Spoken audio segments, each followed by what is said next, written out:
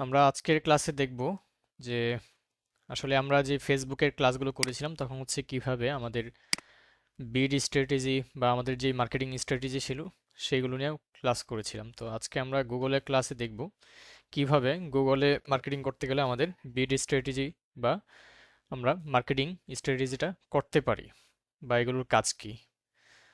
তো আমরা দেখব আজকে গুগল বিড স্ট্র্যাটেজি এবং এই বিড স্ট্র্যাটেজিটা আপনার দুইভাবে হয় বা দুই দুই ধরনের হয়। একটা হচ্ছে ম্যানুয়াল বিড স্ট্র্যাটেজি আর একটা হচ্ছে অটোমেটেড। তো এখন ম্যানুয়াল বিড স্ট্র্যাটেজি এবং অটোমেটেড বিড স্ট্র্যাটেজি এটা কি?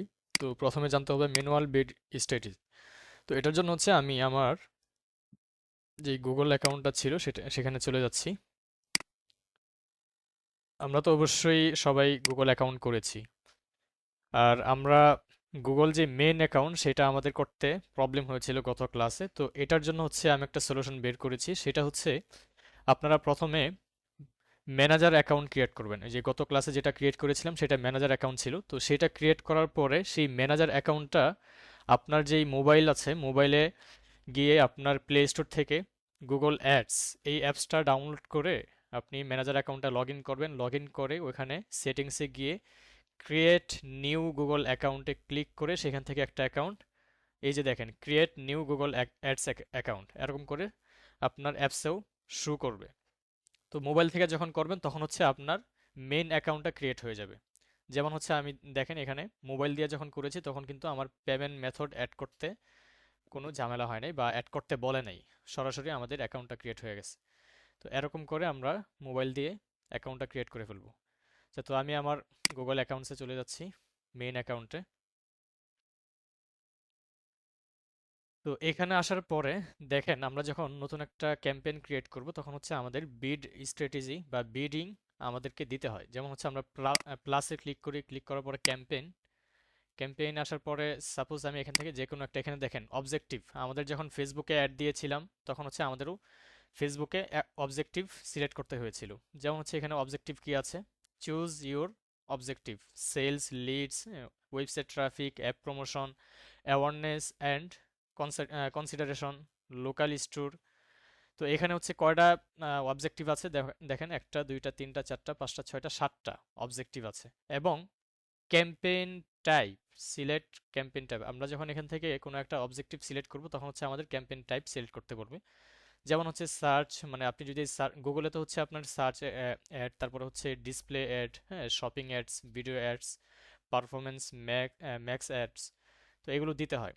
এই জন্য হচ্ছে আমাদের ক্যাম্পেইন টাইপ সিলেক্ট করতে হয়। যেমন আমি যদি সাপোজ এখান থেকে ট্রাফিক সিলেক্ট করে আমি এখান থেকে সার্চ অ্যাড, এটা আমি ক্যাম্পেইনটা সিলেক্ট করে দিই, দেন হচ্ছে কন্টিনিউ।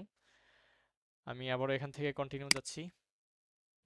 এখান থেকে হচ্ছে page view, please select a goal. আচ্ছা, এখান থেকে হচ্ছে আমি তো সিলেক্ট করেছি।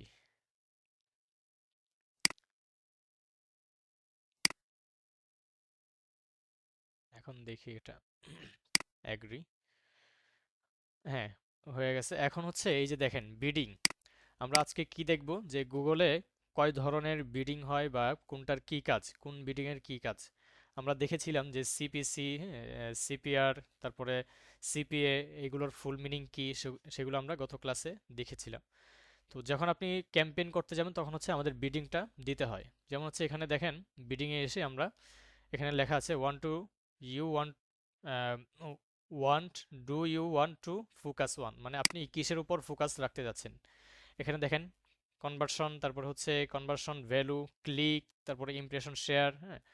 তো এখন আমি যদি এখানে কনভার্সন বা ক্লিকে আমি ক্লিক করি, এটা দিয়ে যখন আমি কোনো একটা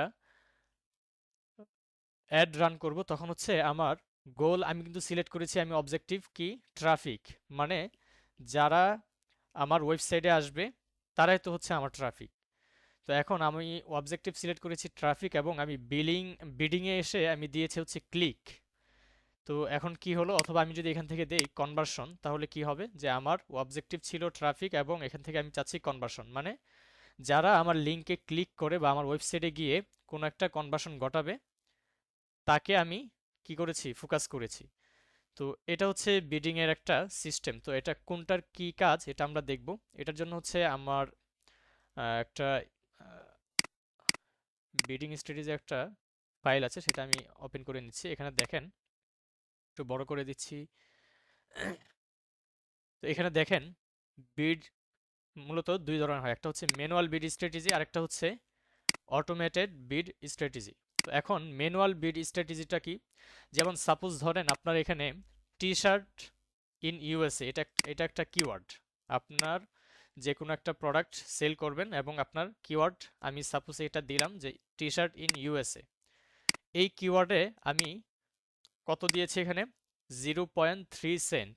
মানে এই কিওয়ার্ডে যখন কেউ গুগলে এসে সার্চ করবে, আমি এখানে নতুন একটা ট্যাবে চলে যাচ্ছি, এখান থেকে এখানে লিখলাম টি শার্ট ইন ইউএসএ। এই যে দেখেন টি শার্ট ইন ইউএসএ লেখার পরে এখানে দেখেন স্পন্সর লেখা চলে আসছে। স্পন্সর স্পন্সর কয়টা আমাদের এখানে আসছে, এখানে দেখতে পাচ্ছি চারটা, একটা দুইটা তিনটা চারটা। তো এখন এখানে বুঝতে হবে আমাদের টি শার্ট ইন ইউএসএ লেখার পরে চারটা অ্যাড আমার কাছে আসছে, এবং প্রথমে কোনটা আসছে, প্রথমে আসছে একটা, দ্বিতীয়তে আরেকটা আসছে, এবং 3 নম্বর 4 নম্বর এরকম আছে। তো এখন আমরা যখন এখান থেকে ম্যানুয়াল বিড স্ট্র্যাটেজি আমরা দিব, বা টি শার্ট ইন ইউএসএ এই কিওয়ার্ডে যখন কেউ সার্চ করবে, তখন হচ্ছে আপনার যে অ্যাডটা আছে সেই অ্যাডটা আপনার আহ, যখন কেউ সার্চ করবে তখন কোন পজিশনে আপনার অ্যাডটা শো করবে, 1 নম্বরে নাকি 2 নম্বরে নাকি 3 নম্বরে নাকি 4 নম্বরে। আমরা এখানে তো দেখেছি যখন লিখে সার্চ করলাম তখন প্রথম একজন যিনি হচ্ছে সবচেয়ে বেশি গুগলকে পে করতেছে। তো আমার বাজেট কত ছিল এখানে, আমার বাজেট হচ্ছে 0.3 সেন্ট। মানে এই কিওয়ার্ডে যখন কেউ এসে সার্চ করবে তখন 0.3 সেন্ট আমার এখান থেকে কেটে নিবে। এবং এই আমার যে বাজেট আছে সেই বাজেটের উপরে যদি অন্য কোনো আপনার কম্পিটিটর এসে সে মার্কেটিং করে একই কিওয়ার্ডে, সেক্ষেত্রে তার অ্যাডটা সবার আগে শো করবে।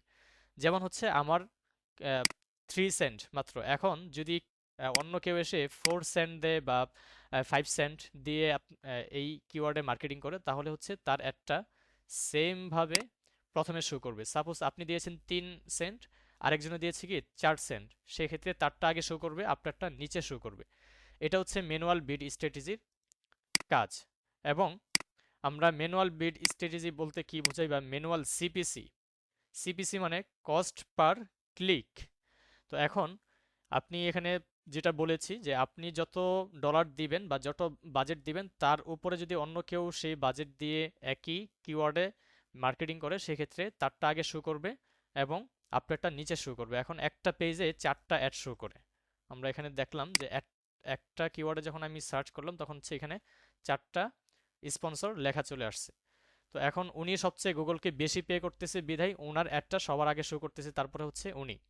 তো উনি যদি পার্সেন্ট গুগলকে 5 সেন্ট যদি দিয়ে থাকে, সেক্ষেত্রে কি করবে, ওনারটা সবার আগে থাকবে। এবং উনি কত দিয়েছে, সাপোজ ধরুন উনি 4 সেন্ট দিয়েছে, এই জন্য হচ্ছে উনি 2 নম্বরে শো করতেছে।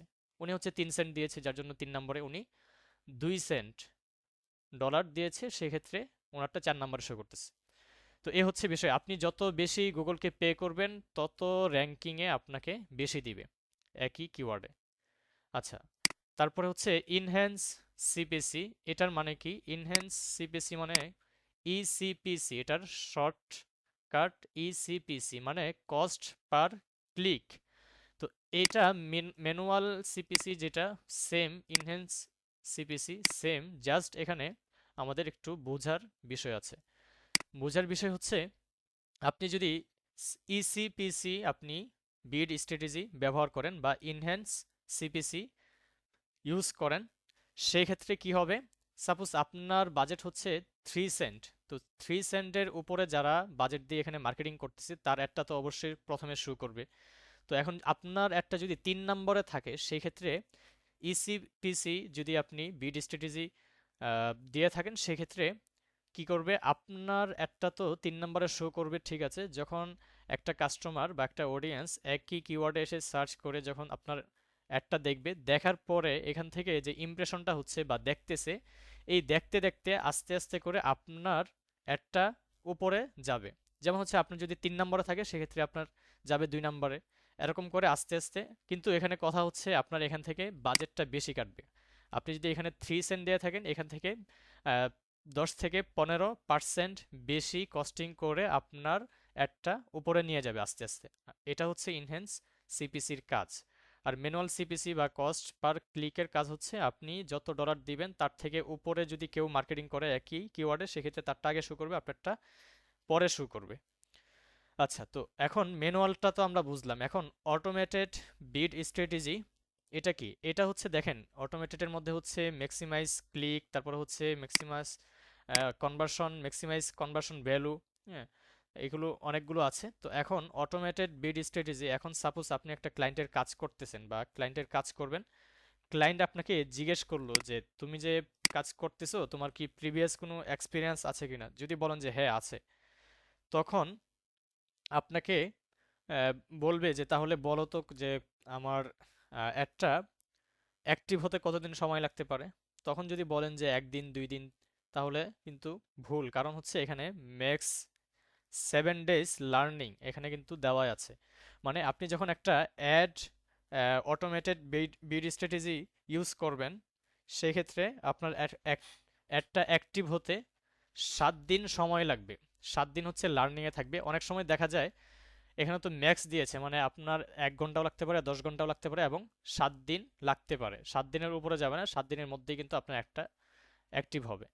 তো এই জন্য হচ্ছে আমাদের অটোমেটেড বিড স্ট্র্যাটেজিটা আমাদের কিভাবে দিতে হয়, সেই জন্য হচ্ছে এখন এখানে দেখেন, সেম কিওয়ার্ডে যখন আপনি টি শার্ট ইন ইউএসএ এবং ওনাকে পে করবেন কত, 3 সেন্ট, 0.3 সেন্ট, এই কিওয়ার্ডে আপনি বাজেট দিয়েছেন।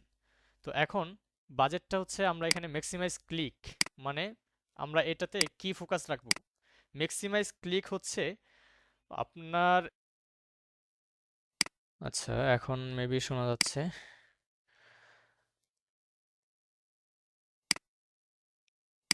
আচ্ছা, যেটা বলেছিলাম যে অটোমেটেড বিড স্ট্র্যাটেজি যখন আমরা ইউজ করব, তখন হচ্ছে একই কিওয়ার্ডে যখন আপনার বাজেট থাকবে 0.3 সেন্ট, তখন এই কিওয়ার্ডে যখন কেউ এসে গুগলে সার্চ করবে এবং আপনি আপনার মানে এটার ফোকাস মূলত হচ্ছে ম্যাক্সিমাম যারা সর্বোচ্চ ক্লিক করেছে আপনার এই কিওয়ার্ডে সার্চ করে, তাদের কাছে আপনার একটা শো করবে।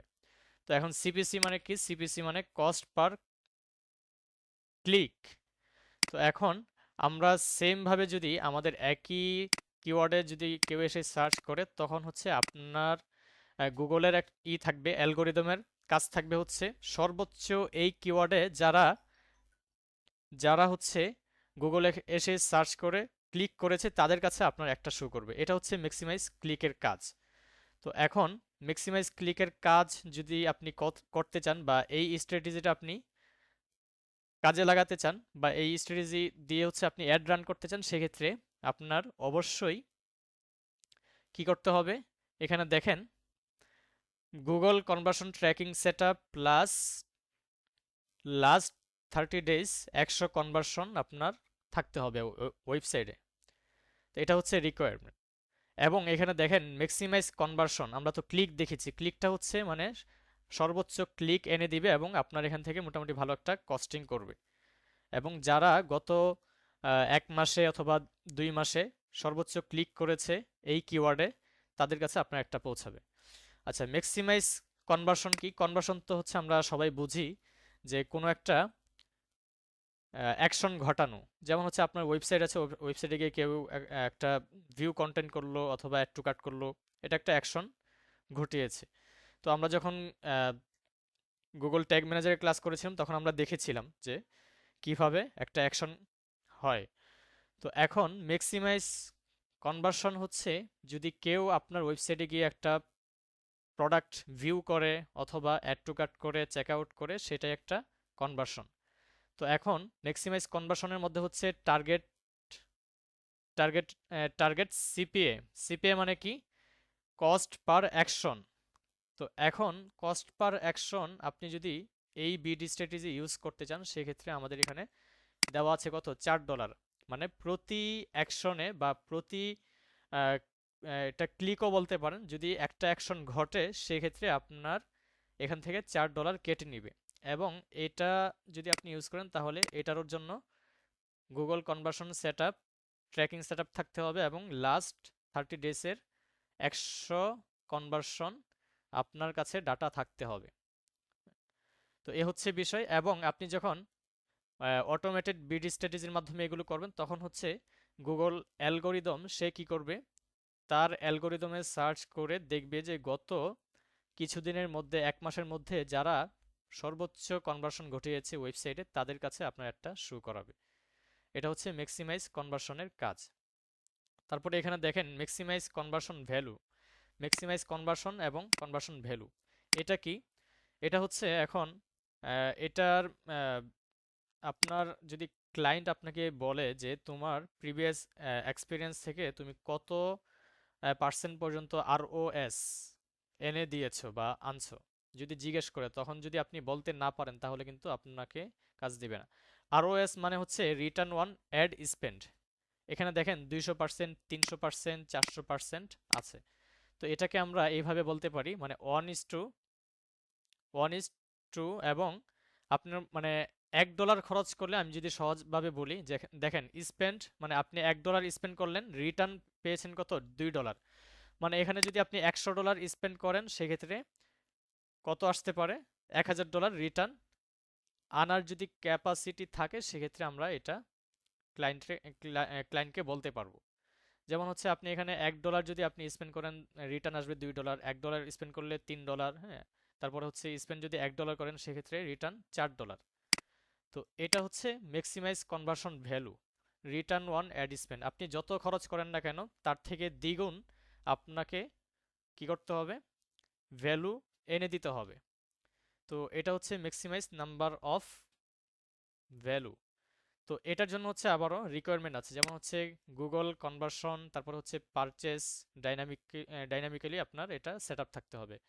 Tracking set up plus last 30 days 100 conversion আপনার অবশ্যই ওয়েবসাইটে থাকতে হবে। এখান থেকে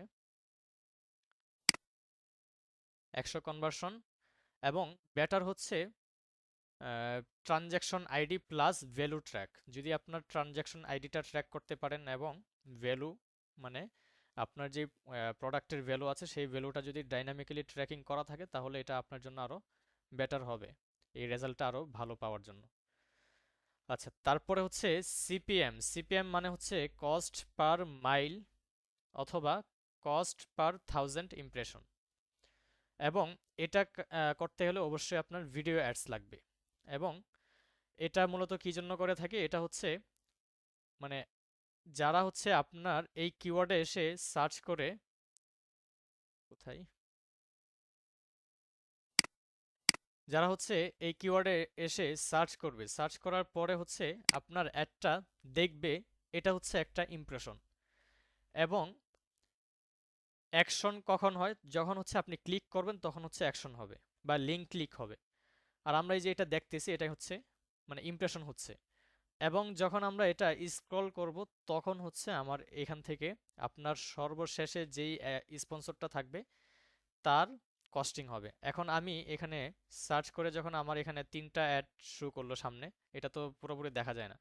তো আপনি কি করলেন, এটার উপরে স্ক্রল করলেন, এটা করলেন কিন্তু নিচেরটা করলেন না, তাহলে নিচের যেই যিনি অ্যাড দিয়েছেন তার কস্টিং হবে না, কস্টিং হবে যাদেরটা আপনি দেখতেছেন তার কস্টিং হবে। মানে প্রতি ইমপ্রেশনে এখানে দেখতে পাচ্ছেন যে 1 সেন্ট করে কাটবে, এই যে দেখেন। আর গুগলের সিস্টেম হচ্ছে 1 সেন্ট করে না কেটে মানে প্রতি 1000-এ $1 করে সে ইমপ্রেশন হিসাবে কেটে নেয়। যেমন হচ্ছে 1 ইমপ্রেশন 0.001 সেন্ট, মানে এক এক ইমপ্রেশনে 1 সেন্ট কাটবে। তো সে আবার কি করেছে, সে 1 সেন্ট না কেটে বারবার সে করেছে কি 1000 যখন ইমপ্রেশন হবে তখন আপনার থেকে $1 কেটে নিয়ে যাবে। তো এটা হচ্ছে এই।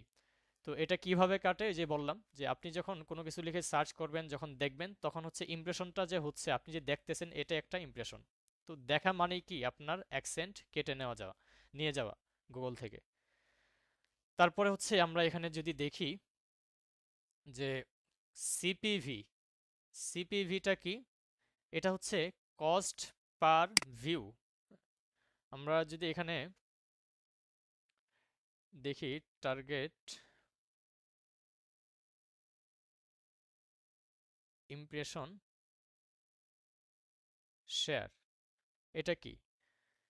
দেখেন আমি যখন গুগলে গিয়েছিলাম, এখানে আসার পরে আমরা এখান থেকে নিচে আসি, কনভার্সন ভ্যালু, ক্লিক, এগুলো তো দেখলাম। এই যে ইমপ্রেশন শেয়ার, এখান থেকে আচ্ছা আমরা আরেকটা দেখি, এখানে কনভার্সন ভ্যালু বা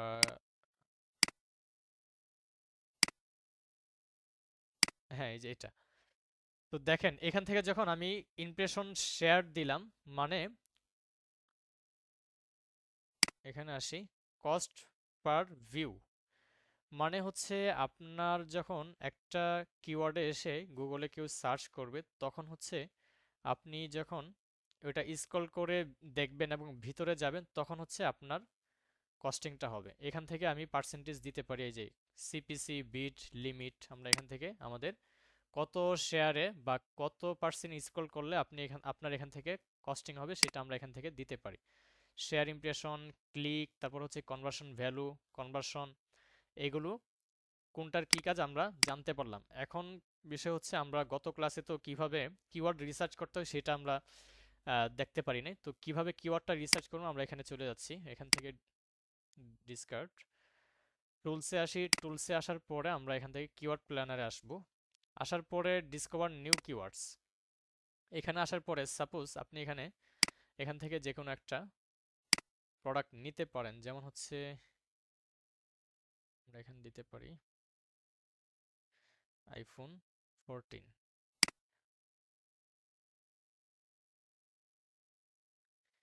এই বিডি স্ট্র্যাটেজির যে আলোচনাটা করলাম, এটার থেকে অনেক সময় হয়তো বা আপনার যখন এক্সাম হবে তখন হয়তো বা কোশ্চেন আসতে পারে যে কোন বিডি স্ট্র্যাটেজির কোন কাজ, কিভাবে কাজ করে, তখন হচ্ছে আপনাদের এগুলো থেকে অ্যান্সার দিতে হবে। যেমন হচ্ছে আমরা এখানে দেখেছি যে ম্যাক্সিমাইজ কনভার্সন ভ্যালু, এটার কি কাজ? এটা হচ্ছে আপনি ডলার স্পেন্ড করবেন, $1 যদি করেন তার থেকে দ্বিগুণ আপনাকে রেজাল্ট নিয়ে আসতে হবে।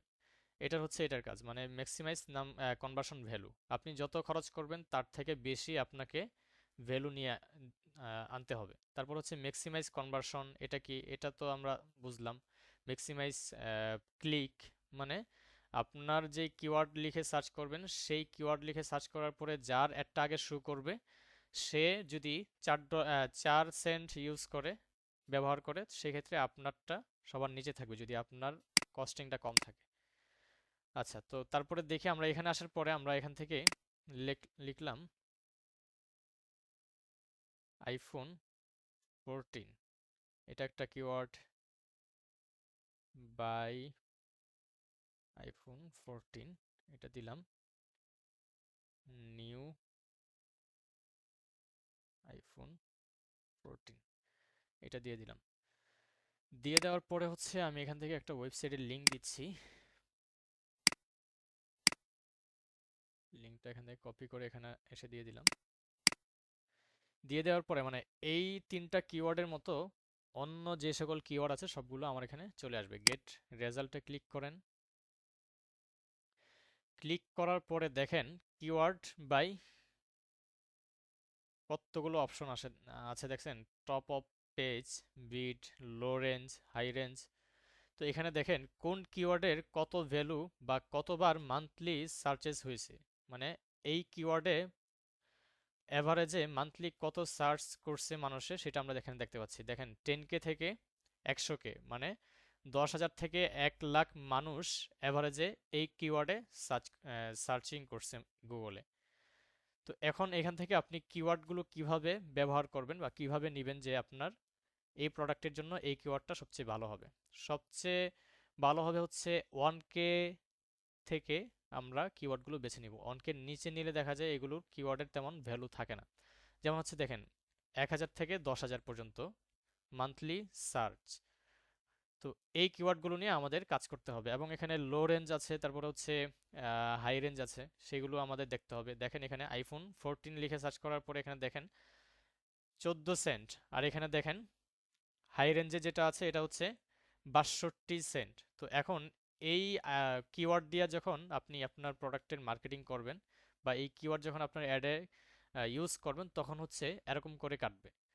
আপনি যদি এই আহ, এরকম বাজেট থাকে আপনার 14 সেন্ট, সেক্ষেত্রে আপনি এটা দিয়ে এরকম লো একটা রেজাল্ট পেতে পারেন, এবং যখন আপনার সর্বোচ্চ হাই রেঞ্জ থাকবে তখন হচ্ছে আপনার এটা থেকে আরও বেটার রেজাল্ট পাওয়ার পসিবিলিটি থাকে।